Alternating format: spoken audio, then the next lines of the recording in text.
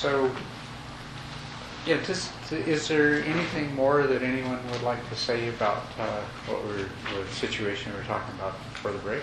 Okay. Just following up with Gerald's question. Yeah. So when you talk about being skillful or doing things that are skillful or unskillful, now is that more subjective? Because what I would consider a skillful way to do something might be different than what you would consider to be a skillful way, or say a monastic would think. An extreme example would be, say, if I'm in a position to stop Hitler from killing the Jews, to prevent him from doing that. If I have a choice, I would probably imprison him for life to stop him from doing that. But if I don't have that option, but I am in a position to say, kill him, what I would consider, at least in my head, to be a skillful way of for me, is that I would do that to prevent, hundreds, thousands of people from dying. But if I ask somebody who's a monastic, the obvious answer will be no, because as a Buddhist, we do take precept to not kill. So you're asking about the form that skillful means can take. And we'll just, before I answer that, we'll just make a slight clarification here. That we can speak of wholesome or skillful thoughts and emotions and actions. And essentially the sense in which I was using it before was in terms of those that are defined for us by the Dharma teachings. So therefore, killing and harming is not a skillful action. Hatred is not a skillful mental state or a wholesome mental state. It's like that. But we use the term skillful too to refer to skillful means. And the situation that Tracy brings up is, she says, suppose I was in a position to stop Hitler from killing the Jews. And or suppose that somebody was. Different people might attempt to do that in different ways. And this is where we talk about skillful means. When you see that something should be done, can be done, needs to be done, but there are more than one possible way to do it. And skillful means is going to depend on your own wisdom. And so your actions may be more or less skillful depending upon the degree of wisdom, understanding, imagination, creativity. All kinds of different things can enter into it, into the action you take. Taking the example that you mentioned right there, which actually is something that actually did happen. Hitler was not just, he was killing Jews in concentration camps in a very terrible thing, but he was also perpetuating a war which was killing millions of people all over Europe and Russia. And there was a point where certain individuals became aware of this. They knew that this was happening, and they saw that if this war continued for another year or even another month, that the amount of suffering and death and destruction that was taking place all over the place, not just the number of people dying in the concentration camps, but all of the people dying on battlefields, all of the destruction of cities and towns and everything else, that they said to themselves, every single day that this goes on, the amount of suffering and death and destruction is just compounded. And so these people made the decision to do something about it, and the only way that they could see to do it was to assassinate Hitler. This is a really interesting situation. Yes? I think the name of that resistance movement was the White Rose. So, there are people who actually do resist these this incredible cruelty. Mm-hmm. Sorry. Yeah. So they made a decision that, well, the only solution is to assassinate Hitler, and they felt that this was, under the circumstances, this was the only means available, and therefore it was the skillful means. As it turned out, they didn't succeed. They made several attempts, and they failed. And they were actually captured and executed, and even their families were executed. So it was unsuccessful, but it doesn't change the fact that, okay, we're asking a question then. There's different forms of action under different circumstances, and what do you do when it seems like the only course of action available to you is one that is also in conflict with these precepts? And what's interesting about you raising this situation is, once again, it is not that the precept against harming and killing is some sort of rule. It's a tool, and so you have to make a judgment. You have to make an evaluation, and you have to realize that every act that you perform, mental acts included, and there's definitely mental acts that are associated in the process of thinking about this problem and deciding that, well, this is what I'm going to do. So you make a decision to kill somebody. If you made a decision to kill Hitler, then there are the karmic consequences of that decision that you take upon yourself, even if you don't succeed. And because once you've made the decision, you now own the karma, whether you succeed in the action or not. It's yours. Interestingly enough, we see that in the Jataka tales, the tales of the previous lives of the Buddha, there's something similar to this. In these stories, it's said that in one of the Buddha's previous lives, he was on board a ship that had been taken over by pirates, I believe it was. And the pirates were going to kill everybody, or maybe it was one pirate anyway. I can't remember the details, but what it came down to is the Buddha, the only way that he could save everyone else is to kill this person. And he was in the position where he could do that. And according to this story, he made the decision to do that. He took the karma of killing on himself because he felt that he did it, actually the way he put it, he did it out of compassion for the person who was going to kill everyone else. He would rather take the karma upon himself for killing one person than to allow this other person to take the karma upon himself of killing everybody else on the ship. Interesting idea. So, not exactly, I think, what the plot to assassinate Hitler had. They didn't say, well, we're doing this for Hitler's own sake. Right. different perspective. Right.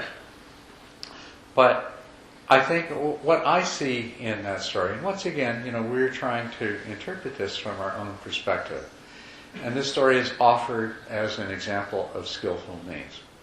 So it is a situation where the Buddha to be, there's not yet a Buddha at this time, but the Buddha to be, the Bodhisattva, made the decision that the best course of action, even though it involved killing somebody, was to do that.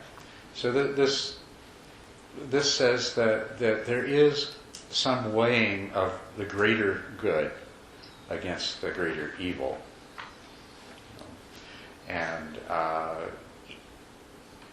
that kind of weighting needs to enter into how the decision we make and the choice of action that we choose.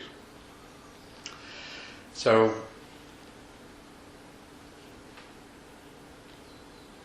it's an example where it's a nice example because it's one that involves this sort of conflict and decision. And we can see that we are being told that it's not a question of blindly following rules. So therefore, because it's wrong to kill, even though somebody's going to kill all these other people.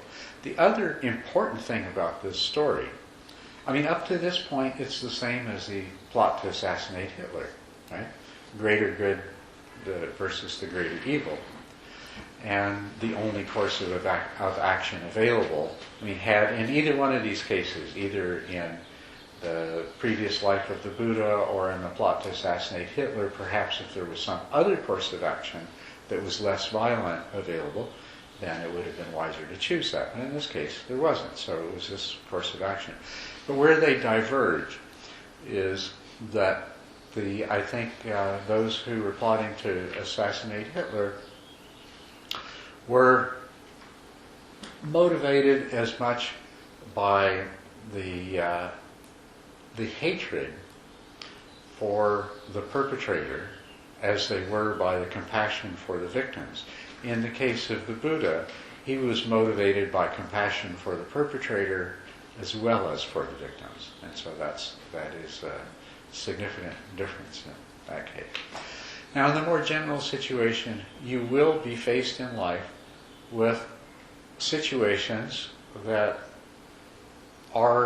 take the form of a dilemma, that there is not a simple, clear-cut solution. And so you'll have to make choices like that. And the choice you'll make is the best one that you're capable of at the time. You follow the guidance that was given, that you ask yourself, what would the Buddha do in this situation? And then you say, what guidance does the Dharma answer? And what would those who have practiced this Dharma longer than I, what would they have done? And these can help to give you some idea, to guide you in your choices, but you're still going to be limited by the degree of wisdom that you possess at this time. And you make your best choice, and you accept that, and you might make a mistake. You might make a mistake. But the important thing is that you try to make it coming from the best motivations that you can, from the purest motivations that you can. And then you carry out the action with as much skill as you can.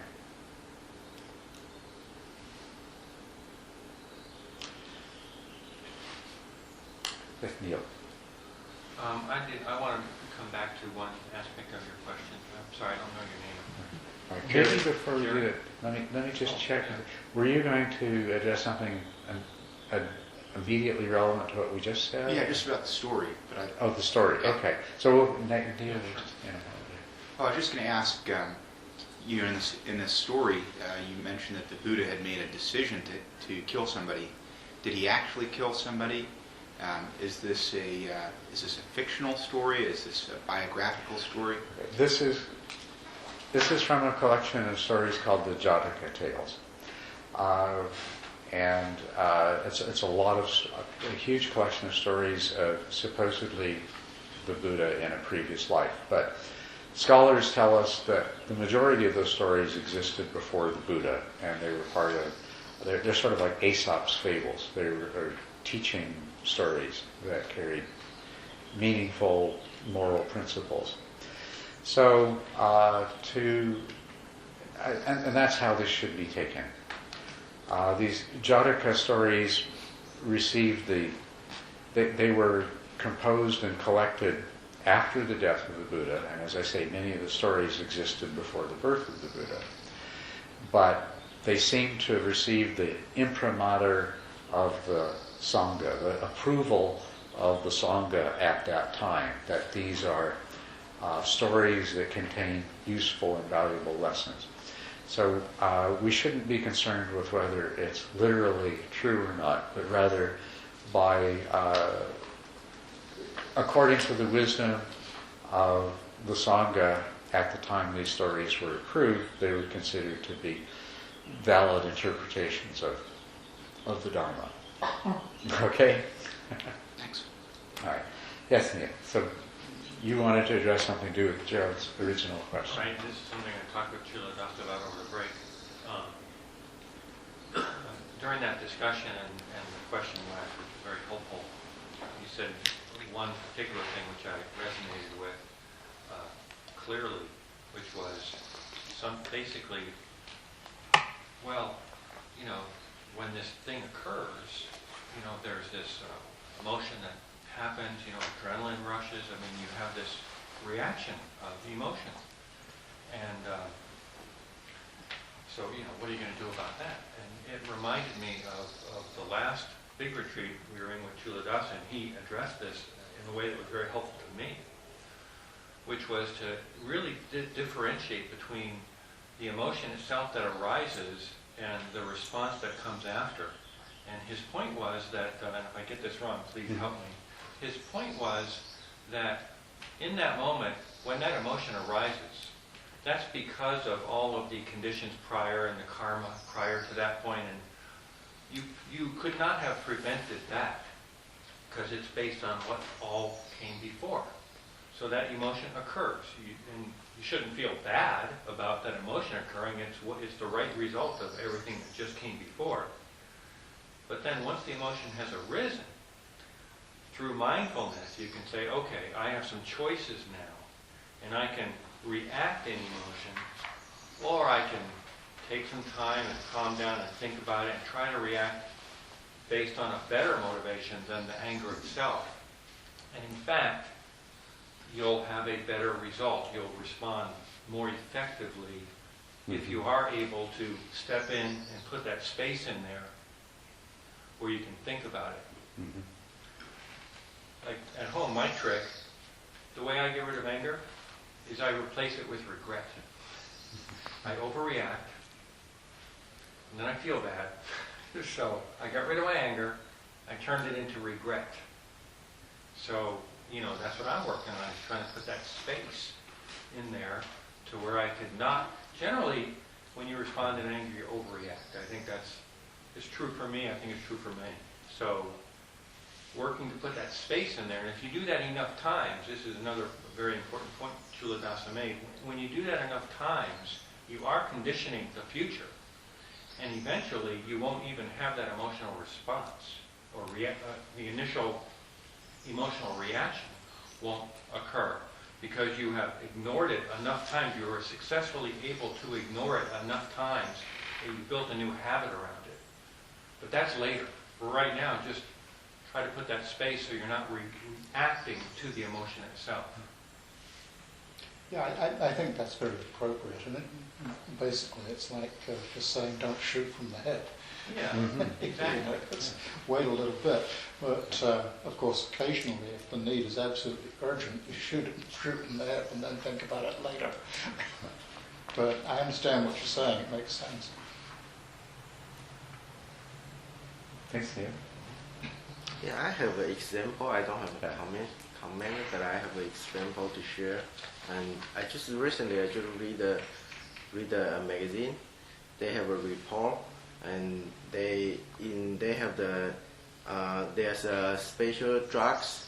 They use they're popular in the law enforcement, and if you take that drugs, they will make you angry and make you feel like a justice hero.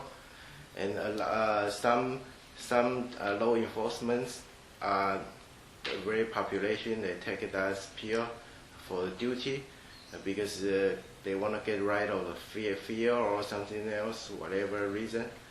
And you always end up with overactive and very bad result, like some too aggressive, something like that. Yeah, so something you based on the emotions is always not the right actions. Oh yes, well, it's terrible that they. It's very bad things that happen on our society. Yeah, I like people, if you have people wandering around in a position of power and authority, especially if they have guns and clubs. Yeah, that's the problem, Yeah, you really want them as clear-headed as possible. Yeah. So, Michael? When it's necessary, sometimes we need to use physical force under some very desperate situations. And but having anger, it makes us more vigorous. The blood will pump more vigorously. We would probably fight more fiercely. And I guess those things can be aroused without effort. Negative emotion like anger, right? Because when an athlete is in the zone, I don't think this person is angry, right? And then he's very, very fast and agile. He can do probably way better than he's upset because he reacts very skillfully instead of just merely responding to anger. Yeah. I agree with that. And certainly I know martial artists don't benefit by having emotion. It's very harmful for them to have emotion when they are in their competition. But on the other hand, ordinary people that are put on a uniform and given a gun and told to go out and fight a battle, they have to develop hatred for the enemy because it's the only way that they can do it. And then of course they come back and they're severely damaged psychologically because of the experience that they've gone through. So we should give up war, number one. If we can't do that, we should make all of our soldiers into martial artists so that they don't have to fill themselves with hatred. Yes. I think we can make up a lot of scenario, but I would like to you give us some guidance with back to daily life. Yes. Because daily life we could encounter not war, not those things. It's a very small things for daily relationship or something happen. We come out anger or anything. I appreciate Nia remind us again what's the last retreat you mentioned. But I would like to see if you can give some kind of a suggestion or guidance once we aware the anger is here. Okay? And my observation is sometimes it take a little bit of time, even though maybe in that moment say, okay, I should calm down, but still the emotion is kind of, just like energy, just go to the brain, okay? Is any suggestion how we can be more effectively put a gap there? Is anything maybe we can practice, more and more skillfully to easier for us to have a gap there, and then we can. I just want to. Well, it's what I mentioned before, but also in my own experience, what I found to be most useful is, and I think what we're talking about is the fact that you would like to have the mindfulness so that even though anger arises, you can keep yourself from speaking and acting out of it. But it's often the case that we don't. You've already said something and it's too late to take it back, or you've already done something. Now what I personally, in my experience, and I did go through that. I mean, I don't get angry anymore, but there was a time when I got angry quite a bit, very easily. And that was exactly my problem. But what worked for me is that as soon as I could, and even while I'm still angry, But as soon as I could have that mindfulness and reflect on what I'd done and just let it imprint that, okay, this anger, how does it feel? It does not feel good. It's not pleasant to be angry. Look what this anger caused me to do. And just not analyze it, but just saturate my awareness with, the unserviceability of the anger. And do it as soon as possible. And then the other thing that I would, sometimes my anger would not go away, or, it might go away and then 15 minutes later you start thinking about it and, it comes back up again. And so, I made the whole thing into a Dharma practice. That, okay, this anger, where within me is this coming from? To see, okay, there's hurt. What you find is anger always comes from some kind of hurt or injury, real or perceived. And sometimes it's not even real. That's the funny thing about it. But your mind is holding on to some past hurt. Anger always has to do with something that's already happened. And it always has to do with something that hurts you. But it may not hurt you physically. It may not even hurt you in terms of your property or things like that. Often, all it's hurt is your ego. All it's hurt is your perception of how somebody else regards you, or your idea of who you are, and things like that. And so, my anger would make it really easy for me to look at that. Because when you're not angry, you say, my ego, what's my ego? It's kind of hard to get hold of it, but when you're feeling offended, when you're angry because you're feeling offended, your ego is naked. It's easy to see. It's like, okay, And so I would look at that.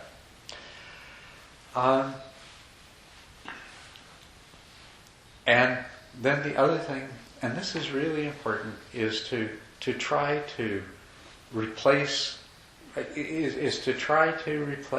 anger with something more wholesome. And that's a really important thing to do. And the thing that I found easiest most often was just to recognize that this person is already suffering just like me. And even though my angry mind sees them as, sort of smug and superior, and they did this thing, and they hurt me, and they got away with it, or, they, whatever it is. You know the way your mind works. It makes the person you're angry at, it doesn't make the person you're angry at look like a weak, fallible, suffering, unfortunate being deserving of karma. It makes them look like someone that needs to be punished. Right. And so, whatever the person, whatever the situation is, to try to see it more realistically. I already knew that everyone's suffering in the same way. That first truth. Life is suffering, and people are creating their own suffering. And a really important principle is you would never hurt anyone, lie to anyone, take something of someone else's, except that you are a suffering being and you are in an ignorant way trying to ease your own suffering. And you realize that that's true of absolutely everyone out there, except for the Buddhas, and the Buddhas aren't who I'm angry at. Right? So everybody else, anybody that I get angry at, their true nature is they are an ignorant, suffering being, and they're making mistakes. And so it's helpful to see them in this more genuinely true and real way. So, but the effect of this, the effect especially of, as soon as possible, of just shining the light of mindful awareness on the situation and the results it was producing, the effect of that was that space was there. That space made itself. It is a karmic action that produces a karmic result.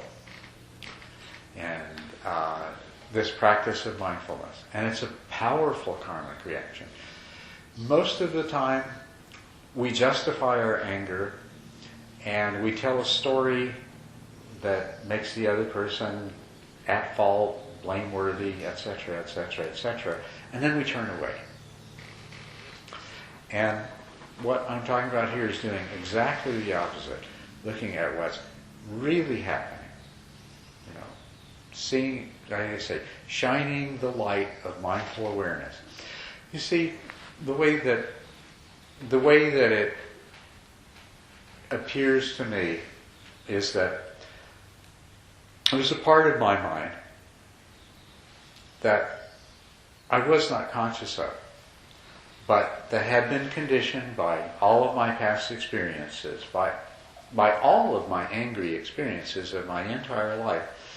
This one part of my mind, its job was to turn on the anger when certain kind of situations came up. And because that was not in the realm of consciousness, that part of my mind didn't really know the consequences of what it did. Somewhere very early on in my life, that part of my mind became programmed to do this and has continued to do this, had continued to do this for the rest of my life. Up until then, it kept doing this. And it would kept triggering the anger, and my mind would be flooded with the angry emotions, and then the words and the actions would come out of that. And the part of my mind that was responsible for starting this all up never got the feedback of what the real results were. And so, by practicing mindful awareness, I was sending a message to that subconscious part of my mind that was responsible for triggering the anger. That message was, look how I feel as a result of this anger. I feel bad here, I feel bad here, my body feels bad, my mind feels bad. Look at what I did, look at what I did to other people, look at how the results of my actions, how they make me feel, they make me feel even worse, And the message gets through to that unconscious part of your mind. And when it does, that unconscious part of your mind begins to change. And every time you do that, you make it more likely that that unconscious part of your mind may still turn on the anger, but it won't be as strong. It won't be so strong that it completely overwhelms your mindfulness.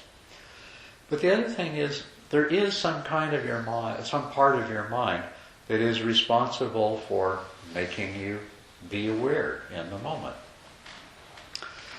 And you're also conditioning and training that part of your mind.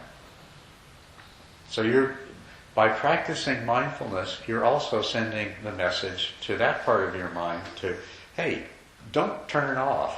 Don't go to sleep when the mind's filled with anger. Because look at the consequences. Stay awake. Do your job. And so the result is that the anger is weaker and the mindfulness is stronger. And it comes from the reflection after the fact and the awareness at the time.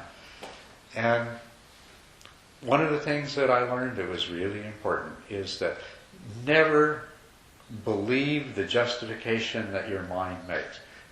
You can take it as a hard and fast rule. The story, whatever story your mind makes that is associated with anger, is not to be believed. And just when you don't let yourself buy into it, don't let yourself believe it, don't let that program run. Because it's not true. It's just simply, you can count on that. It's always not true. And to the degree that you buy into any emotion any unwholesome emotion like that, to the degree that you believe in it, and to the degree that you grant it credibility, You've fed it, you've nourished it, you've made it stronger, and it's going to have that strength the next time that it comes up.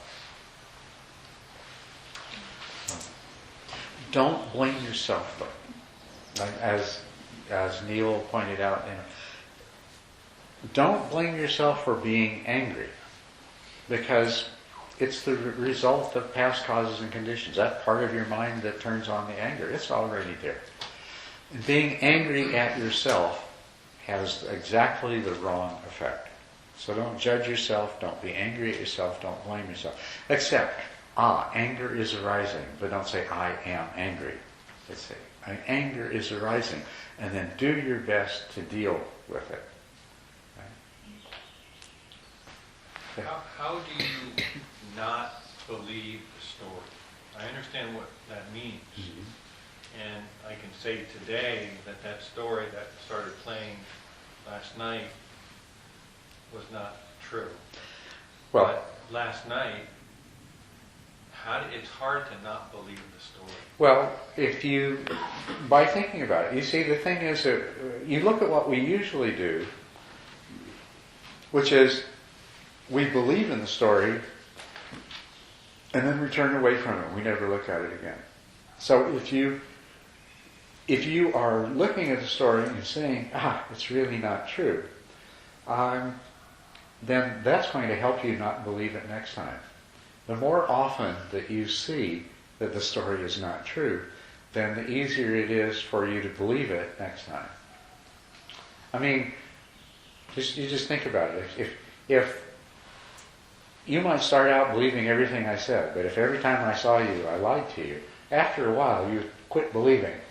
Right. Instead, you'll come to a place where you assume, okay, I know this guy, he always lies to me, therefore what he just said to me is most likely not true. Actually, it's an interesting thing. I have someone in my life who does that they always make up stories, and things are never the way. And they're never. But every now and then, even after all these years, I still sometimes fall for it. And it'll be such a good story that I'll believe it, even though all those other times I was fooled. But nevertheless, you. So what if the story is true, but the level of your reaction is wrong? You know what I mean? Now give me an example. Well, okay, so something happens that I didn't like, Mm-hmm. so I became angry, Mm-hmm. and there was nothing incorrect, even after time has passed, looking back, there was nothing incorrect about my understanding of the actual situation and what occurred and why it occurred. Mm-hmm. But what was incorrect, really, was the level of my reaction to it. If I described this to anyone else, they'd say, well, why are you so upset about that? Mm-hmm. And they'd be right. So it wasn't anything factual about what occurred, Mm-hmm. but just it was my over emotional reaction Well, to no, it. that's what I mean. That's part of the story. I mean, an essential part of the story that anger tells is that this anger is completely justified. Okay. I mean, part of the story is, well, anybody get angry about this. And of course, you say that to somebody else and they say, why'd you get so upset? I guess the story's not true. Okay, so the story is not just what has occurred and why, but... No, the really important part of the story is that the anger is justified. Okay. Well, just a very good example, I learned a lot yesterday from you, and what Michael said yesterday gave me a lot of feedback. The guy that took my car, I wanted to go and smash his car as a revenge. The thought came right there, Mm-hmm. And it was, if I would have believed my story, I would have damaged his car somehow, Mm-hmm. And so I knew it was a bad thought when I had it. It's not a person that I am, but that's how angry I got. Mm-hmm. And then I analyzed it, and I didn't believe my story. I let the story, you know what I mean? It's not something that I want to be, you know. So I didn't believe my story, That's good, and that's really good. And that's part of, the thing that we read yesterday where the Buddha said, also, one of the recollections is you recollect your own virtue. Now, essentially, that's what you said when you said, this thought came in your mind and you said, well, I'm not that kind of a person. Right? And that's what that means, is recollecting the virtues that you have. And you say, well, if I were to do something like that, then, I've been guilty for a long yes, time. exactly. It will hurt me in the end, I will be It will hurt hurt you in in the end. the end. Yeah, that's how it will be. That's true. Yeah. Yeah. So, that's a new battery? Yes. Oh.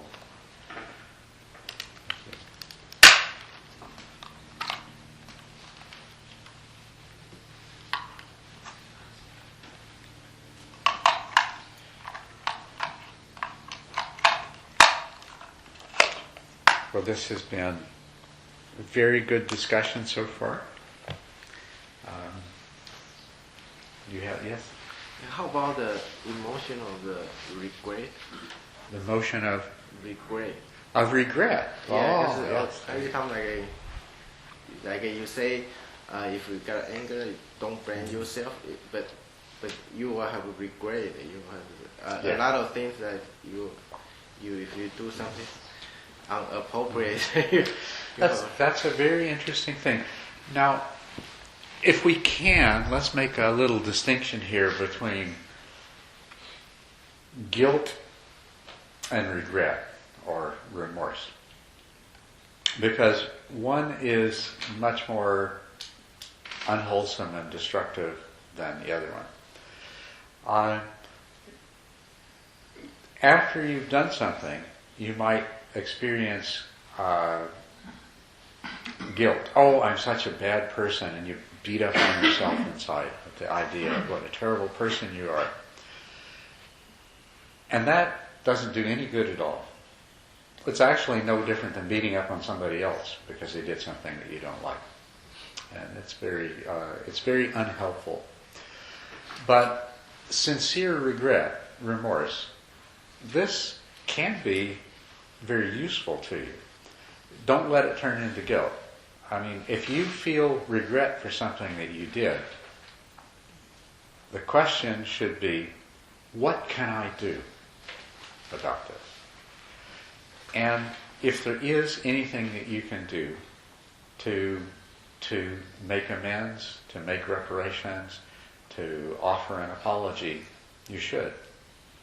As a matter of fact, that's a really good way to get over being angry. If you get angry and say something to someone, is to go and admit to them that it was not appropriate. I shouldn't have said that. I'm sorry.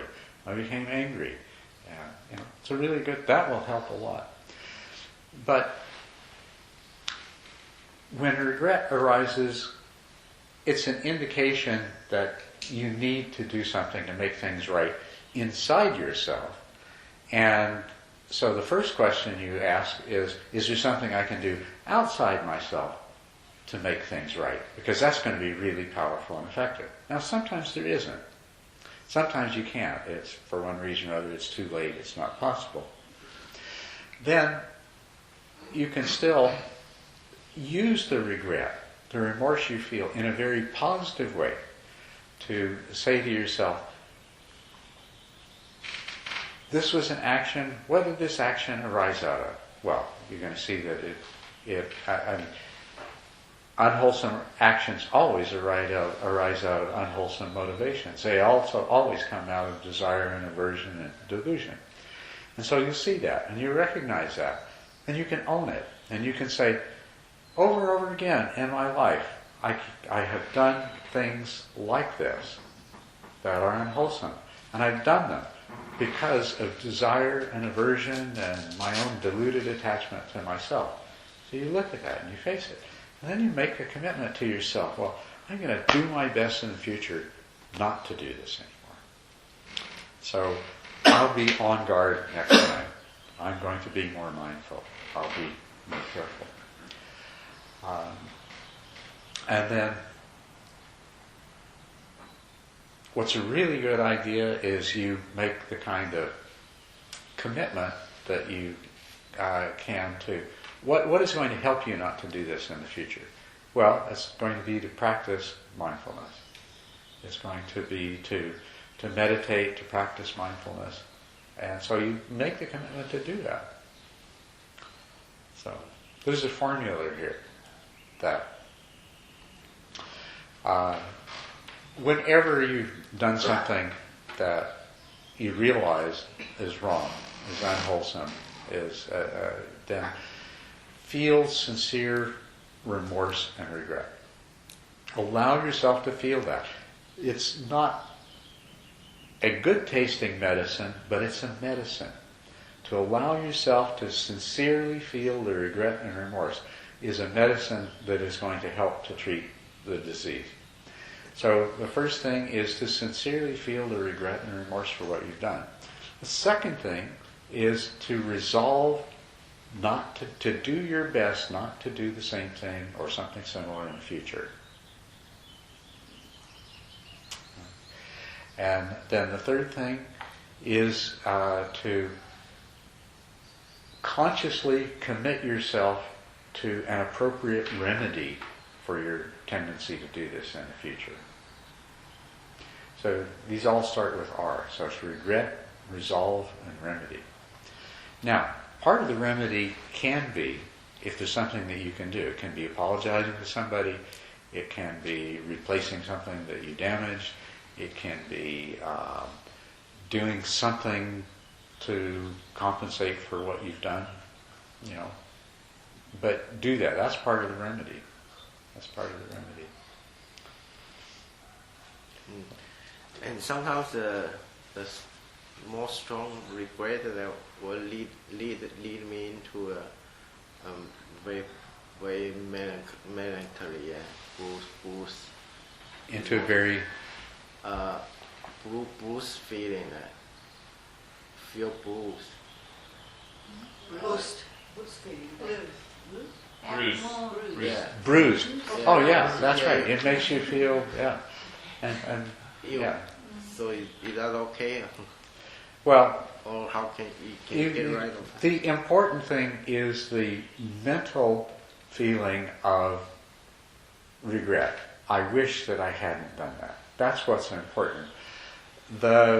All emotions come with a sort of, a physical feeling tone as well, And so yes, when you feel bruised, you realize that you injured yourself by the thing that you did, right?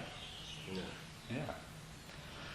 You don't need to dwell on that, but it's good to recognize it. It's good, once again, let your mindful awareness transmit the message to the other parts of your mind that cause you to behave in this way. That, look, this is how I feel as a result of that. This is how we feel. I mean, there is no I. You're just a collection of mental processes. So the mental process that recognizes the remorse and regret says to all the other mental processes, including the one that brought about the unfortunate behavior, hey, look what you did to us. This is how we feel as a result of that. You keep that in mind for next time. I'm wondering, when we feel bruised again, hurting again, is that we turn into guilt unconsciously? Try not to. I mean, is that right? Yeah. If you're unmindful and unconscious, it can turn into guilt, and you can beat yourself up. But that doesn't do any good at all. So try to be mindful. If you catch yourself doing that, you realize that you are the product of your past karma, unless you've got a time machine and go back and create a different self. When you did something, you did it because of who you were in that moment. And accept that. What's important is what you do about it in this moment. What you do in the present moment is what's important. So the moment that you did that action has already become past in the moment that you recognize that you shouldn't have done it. And so accept that. You cannot change the past. And don't allow yourself to get into useless kinds of feelings like guilt. But accept that genuine remorse and regret, and even feeling a little bit bruised as a result of it, this is what is present in the moment, and this is what necessitates taking an appropriate action. either internally or externally, or both internally and externally.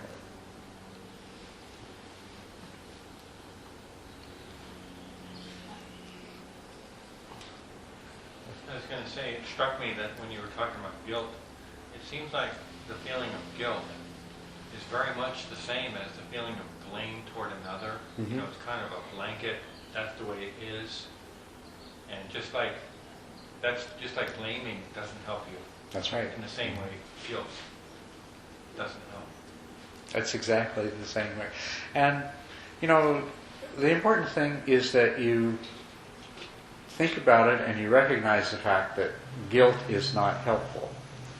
And so then, whenever you find yourself feeling guilt, then you can say, well, this is like any of the other, it's like blaming somebody else. It's like any of the other unwholesome, unskillful, and unuseful emotions, and treat it that way.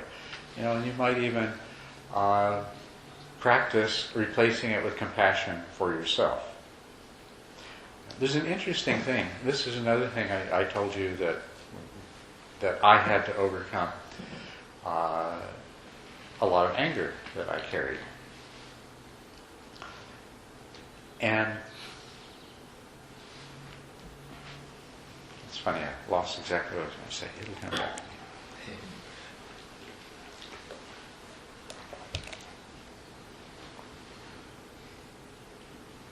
Oh, yes. That in that process, you have to, I had to forgive the person that my anger was directed towards. But what I discovered is that there was a whole lot of other anger behind that. So you sort of peel away one layer and say, okay, I'm angry at this person. You take that away. And then in this case, because these are things that happened when I was a child, I've discovered I also had a lot of anger towards other people, other adults that didn't protect me.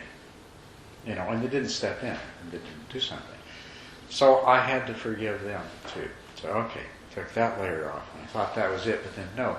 What I discovered is that I also had to forgive myself because I felt guilty, as though what happened to me was somehow my fault. There was something wrong with me, that I deserved it in some way.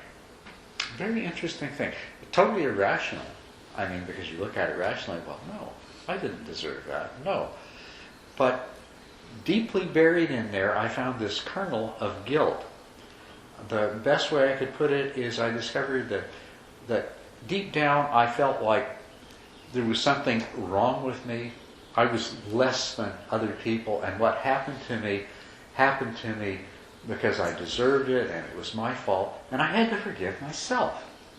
And that was the hardest of all of the people that I had to forgive. That was the hardest one. Forgiving yourself is really a challenge. That's why when we do the loving kindness meditation, we start out with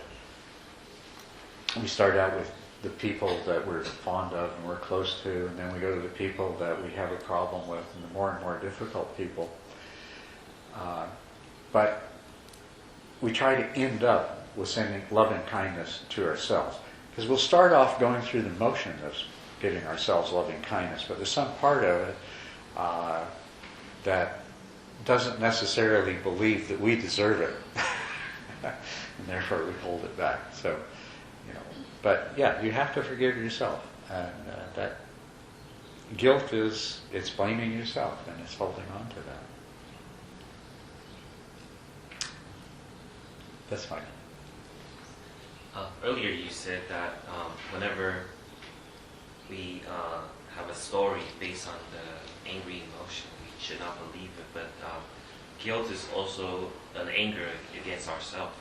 So it falls in the same line. And then but the thing is, anger, the root of it is based on greed. Mm-hmm. It's a flip side of greed. It's the same coin, but the flip side. We're not getting what we wanted, mm-hmm. and then therefore, we're very upset. Yeah. And does that mean that when we have story based on lustfulness and greed, we should really question the story? Oh yes, absolutely, definitely means that. But then, there are certain things that you said yesterday that when we're greedy about, our Dharma practice, it's kind of like pretty much the only wholesome greed that there is. Can you talk a little bit more about that? Yes, and eventually you have to let go of that. Because the one thing that's wrong with desire for awakening, being greedy for the Dharma, the one thing that is wrong with that is that it's still rooted in the idea that there is a self, that I am going to become awakened, that this self, that this person is going to achieve these results. And the fact is that that's not true. You are never going to become awakened. But when you let go of that,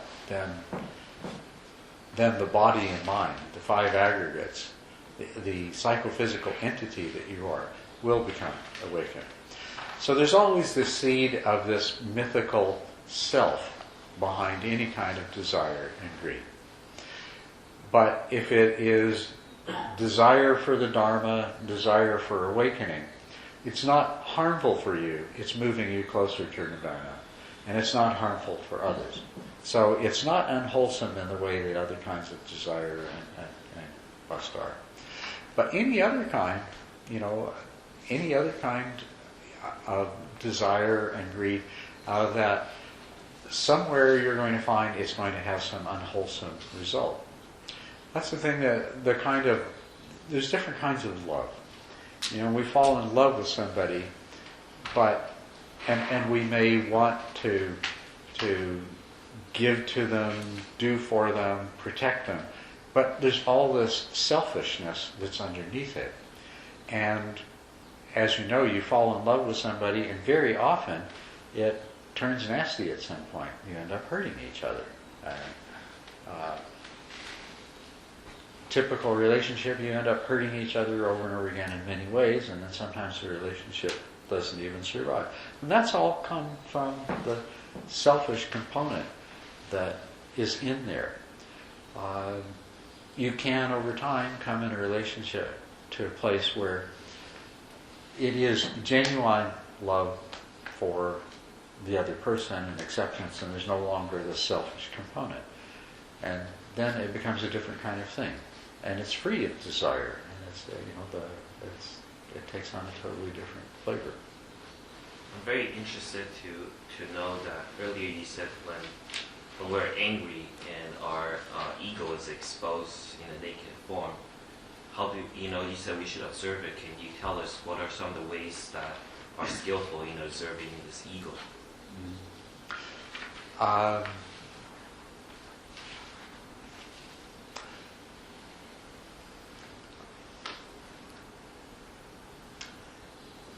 I'm not sure how to say too much more than I already have. When somebody offends you, it does reveal your ego in a way that if you can take advantage of that and examine it honestly, and you have to be honest with yourself, because you've got to remember that your anger is going to want to tell a different story. I don't get angry long enough for me to observe it. Usually I get upset only for a little while, and I don't have enough time to observe it. Well, that's a really. If you're going to have any problem at all, that's the best kind to have. Well, I like to observe ego in its naked form. Are there some other? Well, when you're feeling hurt and injured, even if you're not feeling angry. When you're feeling hurt and injured, you look and see, well, who's feeling hurt and why and how?